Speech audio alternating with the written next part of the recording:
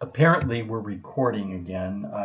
Technology being what it is, we're reading this book with so heavy on technology, and now all we're trying to do is record, which is something that could have been done at the time this book was written. I'm going to start from where I left off. They're watching this movie where there's a lot of oohing and awing going on, and I'll begin from there. The plot of the film was extremely simple. A few minutes after the first oohs and ahs, a duet having been sung and a little love made on that famous bare skin, every hair of which the assistant predestinator was perfectly right, could be separately and distinctly felt, the Negro had a helicopter accident, fell on his head. Thump! What a twinge through the forehead. A chorus of ows and ayes went up from the audience. The concussion knocked all of the Negro's conditioning into a cocked hat. He developed for the beta blonde an exclusive and maniacal passion. She protested. He persisted. There were struggles, pursuits, an assault on a rival, finally a sensational kidnapping. The beta blonde was ravished away into the sky and kept there, hovering for 3 weeks in a wildly antisocial tete-a-tete with the black madman. Finally, after a whole series of adventures and much aerial acrobacy, 3 handsome young alphas succeeded in rescuing her. The Negro was packed off to an adult reconditioning center, and the film ended happily and decorously, with the beta blonde becoming the mistress of all 3 rescuers. They interrupted themselves for a moment to sing a synthetic quartet, with a full super orchestral accompaniment and gardenias on the scent organ.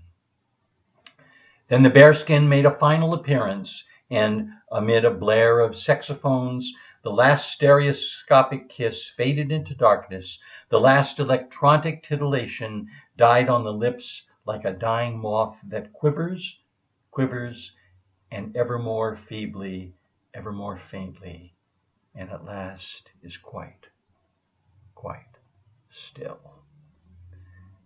But for Lenina, the moth did not completely die.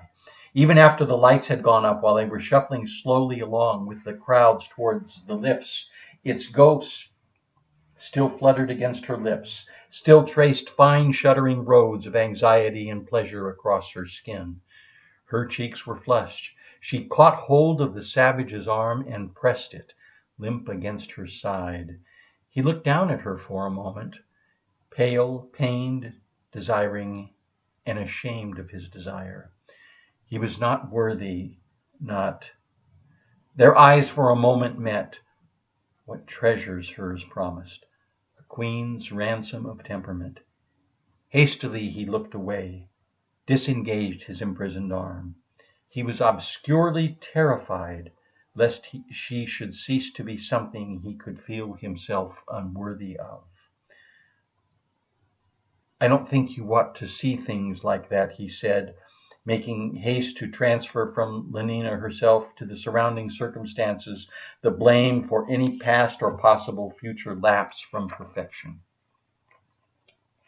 Things like what, John? Like this horrible film. Horrible? Lenina was genuinely astonished. But I thought it was lovely.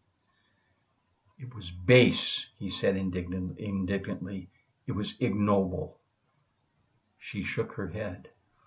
I don't know what you mean. Why was he so queer? Why did he go out of his way to spoil things? In the taxicopter he had hardly even looked at her, bound by strong vows that had never been pronounced, obedient to laws that had long since ceased to run. He sat averted and in silence, sometimes as though a finger had plucked at some taut, almost breaking string. His whole body would shake with a sudden, nervous start. The taxicopter landed on the roof of Lenina's apartment house. At last, she thought exultantly as she stepped out of the cab. At last, even though he had been so queer just now. Standing under a lamp, she peered into her hand mirror. At last. Yes, her nose was a bit shiny. She shook the loose powder from her puff. While he was paying off the taxi, there would just be time. She rubbed at the shininess, thinking, he's terribly good looking. No need for him to be shy like Bernard. And yet, any other man would have done it long ago. Well, now, at last.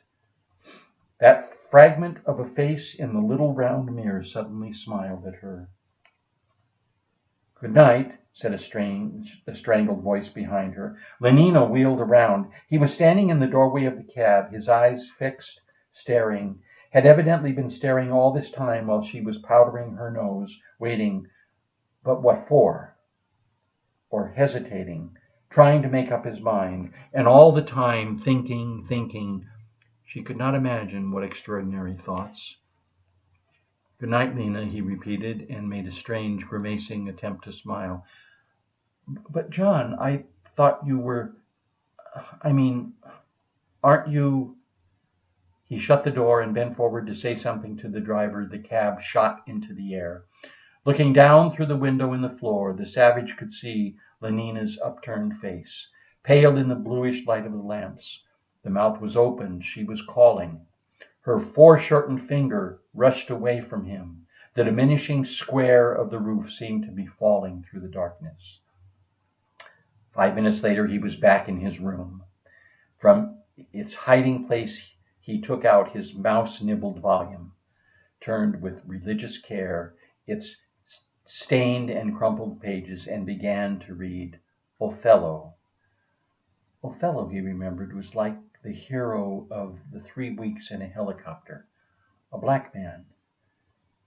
Drying her eyes, Lenina walked across the room to the lift. On her way down to the 27th floor, she pulled out her Soma bottle. 1 gram, she decided, would not be enough. Hers had been more than a 1 gram affliction. But if she took 2 grams, she ran the risk of not waking up in time to tomorrow morning. She compromised, and into her cupped left hand, she shook out 3 half-gram tablets. That concludes chapter 11.